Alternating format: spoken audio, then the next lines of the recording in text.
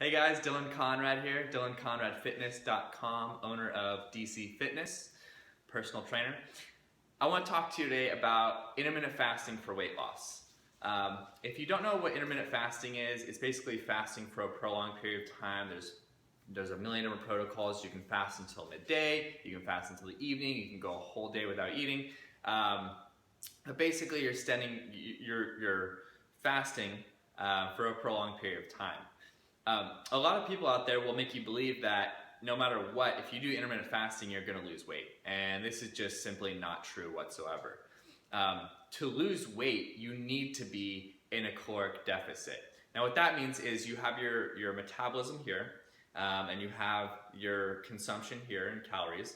And if your metabolism's higher than the calories you're consuming, you're going to be in what's called a caloric deficit. If the calories and your metabolism are equal, you're going to be in maintenance.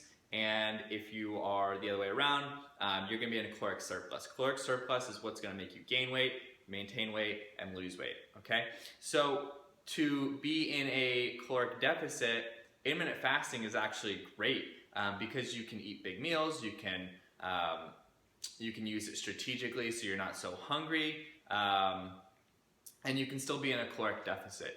Now, what I've created is a pretty simple strategy for intermittent fasting while being able to lose weight. And I love intermittent fasting because it just really works into my lifestyle because I really don't eat breakfast anyways. I'm trying to lose body fat, and this makes it easy and adaptable so I can do it the entire year round. So when you're intermittent fasting, and if you've ever restricted calories before, you know that it sucks. But the first things first for intermittent fasting, you have to make sure you know how many calories you need to consume to lose body fat. And this is going to be different for everyone because everyone has different metabolisms and different genetics. But play around with some numbers. Typically I recommend for an aggressive fat loss approach, 10 calories for a goal of target body weight. So if your goal weight is 170, try 1700. If you're losing more than 2 pounds a week, I would say that's too aggressive and you can add more calories in.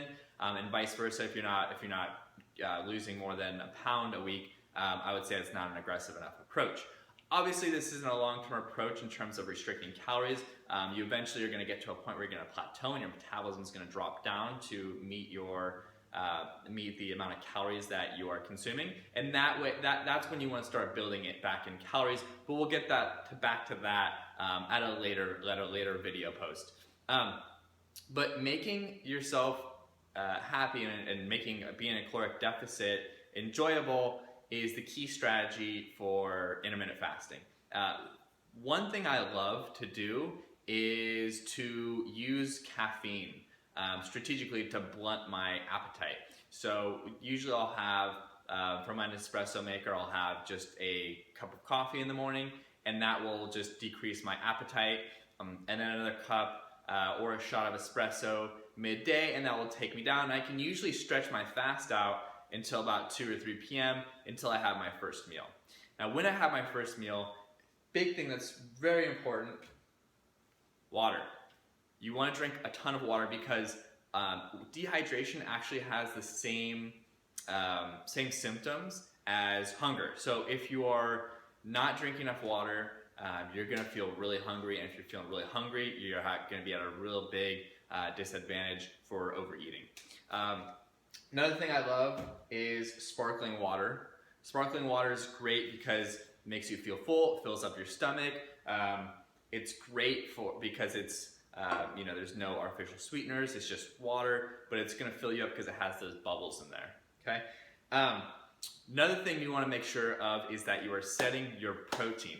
Typically my recommendation is 0.9 to 1.5 grams per pound of lean body mass. If you don't know what your lean body mass is, make sure you get a body fat scan.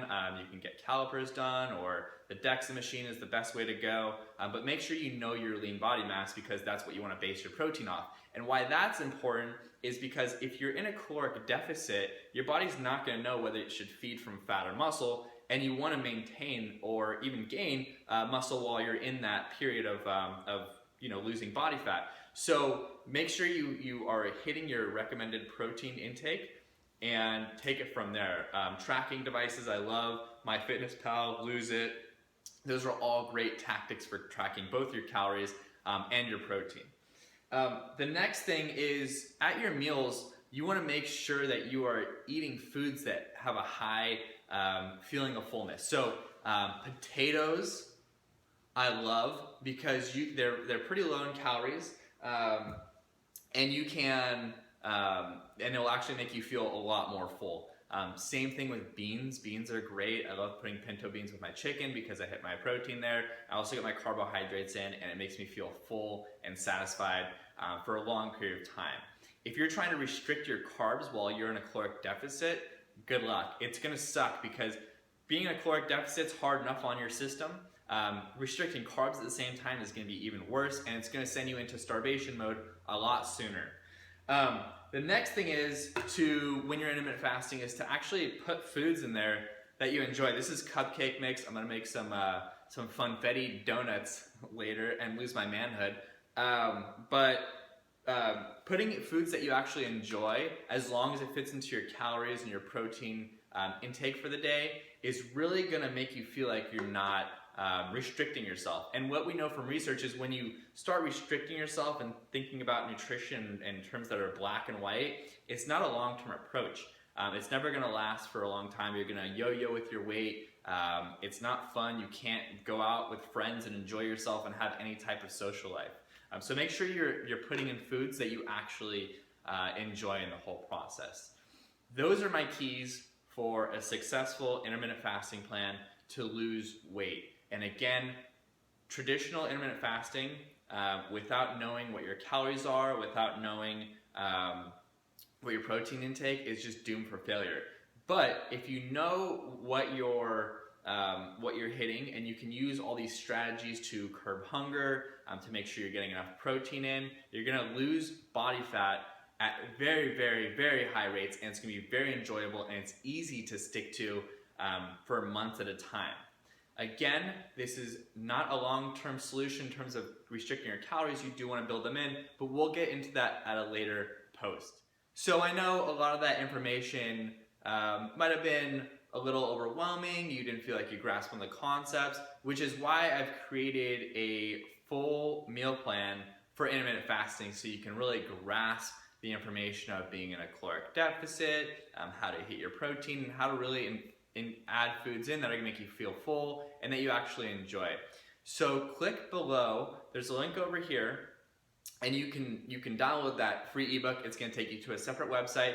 Just put your email in and you will get that ebook and the full sample intermittent fasting meal plan immediately. Thank you guys again so much for watching. I really appreciate it. For more information, go to DylanConradFitness.com.